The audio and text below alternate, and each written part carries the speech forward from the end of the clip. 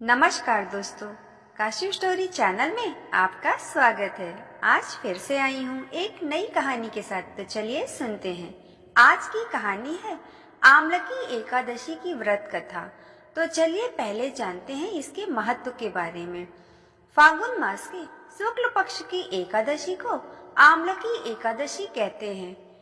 आमलकी यानी आंवला को शास्त्रों में श्रेष्ठ स्थान प्राप्त है। आमलकी एकादशी की महिमा बताते हुए भगवान श्री विष्णु ने कहा है कि जो व्यक्ति स्वर्ग और मोक्ष प्राप्ति की कामना रखते हैं, उनके लिए फागुन मास शुक्ल पक्ष के पुष्य नक्षत्र में आने वाली एकादशी का व्रत अत्यंत श्रेष्ठ है। इस दिन आंवला पूजन का विशेष महत्व है। पौराणिक जानकारी के अनुसार विष्णु जी ने जब सृष्टि की रचना के लिए ब्रह्मा जी को जन्म दिया, उसी समय उन्होंने आंवले के वृक्ष को जन्म दिया। आंवले को भगवान विष्णु ने आदि वृक्ष के रूप में प्रतिष्ठित किया तथा उसके हर अंग में ईश्वर का स्थान बताया गया है। इस प्रकार हिंदू धर्म में आमलकी एकादशी का विशेष महत्व है। शास्त्रों में आमलकी एकादशी का व्रत बहुत ही शुभ माना जाता है। पद्म पुराण के अनुसार आमलकी एकादशी का व्रत रखने से सैकड़ों तीर्थ करने के बराबर पुण्य की प्राप्ति होती है। साथ ही कई यज्ञों को करने के बराबर फल प्राप्त होता है। मान्यता तो यह भी है कि इस दिन भगवान विष्णु की पूजा करने से मोक्ष की प्राप्ति होती है। आमलकी एकादशी के दिन भगवान विष्णु और माँ लक्ष्मी की पूजा की जाती है। ऐसी मान्यता है कि आमलकी एकादशी के दिन विष्णु भगवान को आंवले का फल चढ़ाने से मन में शांति मिलती है और जीवन में आने वाली हर परेशानियों से छुटकारा मिलता है। इसके साथ ही घर में सुख समृद्धि का वास होता है। आमलकी एकादशी को अक्षय नवमी के समान माना जाता है। पुराणों के अनुसार भगवान विष्णु ने कहा है कि जो प्राणी स्वर्ग और मोक्ष की प्राप्ति की कामना रखते हैं, उनके लिए आमलकी एकादशी का व्रत अत्यंत श्रेष्ठ है। आमलकी एकादशी के दिन आंवले का सेवन करना लाभकारी होता है। पौराणिक जानकारी के अनुसार विष्णु जी ने जब सृष्टि की रचना के लिए ब्रह्मा जी को जन्म दिया, उसी समय उन्होंने आंवले के वृक्ष को भी जन्म दिया। आंवले को भगवान विष्णु ने आदि वृक्ष के रूप में प्रतिष्ठित किया। आंवला एकादशी का व्रत रखने से जातक को जीवन में सभी परेशानियों से छुटकारा मिलता है।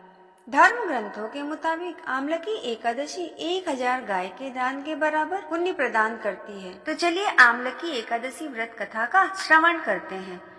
88,000 ऋषियों को संबोधित करते हुए सूत जी ने कहा, हे विप्रो, प्राचीन काल की बात है। महाराज, महान राजा मंधाता ने वशिष्ठ ऋषि से पूछा, हे वशिष्ठ जी, यदि आप मुझ पर प्रसन्न हैं, तो ऐसे व्रत का विधान बताने की कृपा करें जिससे मेरा कल्याण हो। महर्षि वशिष्ठ जी ने कहा, हे राजन, सब व्रतों से उत्तम और अंत में मोक्ष देने वाला आमलकी एकादशी व्रत है। राजा मंधाता ने कहा, हे ऋषि श्रेष्ठ, इस आमलकी एकादशी के व्रत की उत्पत्ति कैसे हुई? इस व्रत के करने का क्या विधान है? हे वेदों के ज्ञाता, कृपया करके यह सब वृत्तांत मुझे विस्तार पूर्वक बताएं। महर्षि वशिष्ठ ने कहा, हे राजन, मैं तुम्हारे समक्ष विस्तार से इस व्रत का वृत्तांत करता हूँ। यह व्रत फागुन मास के शुक्ल पक्ष में होता है। इस व्रत के फल से सभी पाप समूल नष्ट हो जाते हैं। इस व्रत का पुण्य 1000 गौदान के फल के बराबर होता है। आमलकी अर्थात आंवले की महत्ता और उसके गुणों के अतिरिक्त इस बात में भी है कि इसकी उत्पत्ति भगवान विष्णु के श्रीमुख से हुई है। अब मैं आपको एक पौराणिक कथा सुनाता हूँ, ध्यान पूर्वक श्रवण करो। प्राचीन काल में वैदिक नामक एक नगर था। उस नगर में ब्राह्मण, वैश्य, क्षत्रिय, शूद्र, चारों वर्ण के लोग प्रसन्नता पूर्वक रहते थे। नगर में सदैव वेद ध्वनि गूंजा करती थी। उस नगर में कोई भी पापी, दुराचारी, नास्तिक आदि नहीं था। उस नगर में चैत्ररथ नामक चंद्रवंशी राजा राज्य करता था। वह उच्च कोटि का विद्वान था तथा धार्मिक प्रवृत्ति का व्यक्ति था। उसके राज्य में कोई भी गरीब नहीं था और न ही कंजूस। उस राज्य के सभी लोग विष्णु भक्त थे। वहाँ के छोटे बड़े सभी निवासी प्रत्येक एकादशी का व्रत उपवास करते थे। एक बार फागुन माह के शुक्ल पक्ष की आमलकी नामक एकादशी आई। उस दिन राजा और प्रत्येक प्रजाजन वृद्ध से बालक तक आनंद पूर्वक उस एकादशी का उपवास किया। राजा अपनी प्रजा के साथ मंदिर में आकर कलश स्थापित करके तथा धूप दीप नैवेद्य पंचरत्न छत्र आदि से धात्री कर पूजन करने लगे। वे सभी धात्री इस प्रकार स्तुति करने लगे, हे धात्री, आप ब्रह्मा स्वरूपा हैं, आप ब्रह्मा जी हैं, आप ब्रह्मा द्वारा उत्पन्न हो और सभी पापों को नष्ट करने वाली हैं। आपको नमस्कार, आप मेरा अर्घ्य स्वीकार करो। आप श्री राम जी के द्वारा सम्मानित हैं। मैं आपसे प्रार्थना करता हूँ, मेरे सभी पापों का हरण करो। उस मंदिर में रात को सभी ने जागरण किया।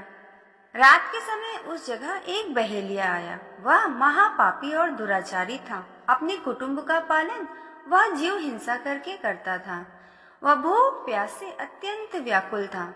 कुछ भोजन पाने की इच्छा से वह मंदिर के एक कोने में बैठ गया। उस जगह बैठकर वह भगवान विष्णु की कथा तथा एकादशी के महात्म को सुनने लगा। इस प्रकार उस बहेलिये ने सारी रात अन्य लोगों के साथ जागरण कर व्यतीत कर दी। प्रातः काल सभी लोग अपने अपने निवास पर चले गए। इसी प्रकार वह बहेलिया भी अपने घर चला गया और वहां जाकर भोजन किया। कुछ समय बीतने के पश्चात उस बहेलिये की मृत्यु हो गई। उसने जीव हिंसा की।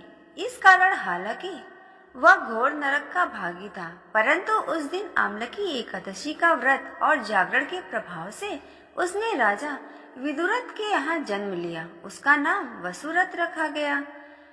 बड़ा होने पर वह चतुरंगणी सेना सहित तथा धन्य धान्य से युक्त होकर 10 सहस्त्र ग्रामों का संचालन करने लगा। वह तेज में सूर्य के समान, कांति में चंद्रमा के समान, वीरता में विष्णु के समान तथा क्षमा में पृथ्वी के समान था। वह अत्यंत धार्मिक, सत्यवादी, कर्मवीर और विष्णु भक्त था। वह प्रजा का सम्मान भाव से पालन करता था। दान देना उसका नित्य कर्म था। एक बार राजा वसुरथ शिकार के लिए वन में गया। दैव योग से वन में वह रास्ता भटक गया और दिशा का ज्ञान न होने के कारण उसी वन में एक वृक्ष के नीचे सो गया। कुछ समय के पश्चात पहाड़ी डाकू वहां आए और राजा को अकेला देखकर मारो मारो चिल्लाते हुए राजा वसुरथ की ओर दौड़े। वह डाकू कहने लगे कि इस दुष्ट राजा ने हमारे माता पिता, पुत्र पौत्र आदि समस्त संबंधियों को मारा है तथा इसे देश से निकाल दिया जाए। अब हमें इसे मारकर अपने अपमान का बदला लेना चाहिए। इतना कहकर वे डाकू राजा को मारने लगे और उस समय अस्त्र शस्त्र प्रहार करने लगे। उन डाकुओं के अस्त्र शस्त्र राजा के शरीर पर लगते ही नष्ट हो जाते और राजा को पुष्पों के समान प्रतीत होते। कुछ देर बाद प्रभु इच्छा से उन डाकुओं के अस्त्र शस्त्र उन्हीं पर प्रहार करने लगे, जिससे वे सभी मूर्छित हो गए। उसी समय राजा के शरीर से एक दिव्य देवी प्रकट हुई। वह दिव्य देवी अत्यंत सुंदर थी। सुंदर वस्त्रों तथा आभूषणों से अलंकृत थी। उसकी भ्रिकुटी टेढ़ी थी। उसकी आंखों में क्रोध की भीषण लपटें निकल रही थी। उस समय वह काल के समान प्रतीत हो रही थी। उसने देखते ही देखते उन सभी डाकुओं का समूल नाश कर दिया। नींद से जागने पर राजा ने वहां डाकुओं को मृत देखा। वह सोचने लगा, किसने इन्हें मारा? इस वन में कौन ऐसा मेरा हितैषी रहता है? राजा वसुरथ ऐसा विचार ही कर रहा था, तभी आकाशवाणी हुई, हे राजन, इस संसार में भगवान विष्णु के अतिरिक्त तेरी रक्षा कौन कर सकता है? इस आकाशवाणी को सुनकर राजा ने भगवान विष्णु को स्मरण कर उन्हें प्रणाम किया। फिर अपने नगर को वापस आ गया और सुखपूर्वक राज्य करने लगा। महर्षि वशिष्ठ ने कहा, हे राजन, यह सब आमलकी एकादशी के व्रत का प्रभाव है। जो मनुष्य एक भी आमलकी एकादशी का व्रत करता है, वह प्रत्येक कार्य में सफल होता है और अंत में बैकुंठ धाम को पाता है। इस प्रकार हम आमलकी एकादशी के व्रत के महत्व को जानते हैं। इस प्रकार आमलकी एकादशी की व्रत कथा पूरी होती है। दोस्तों, अगर आपको मेरी कहानी पसंद आए तो लाइक करें। आगे और कहानियों को देखने के लिए काशी स्टोरी चैनल को सब्सक्राइब करें। जय श्री कृष्णा, राधे राधे।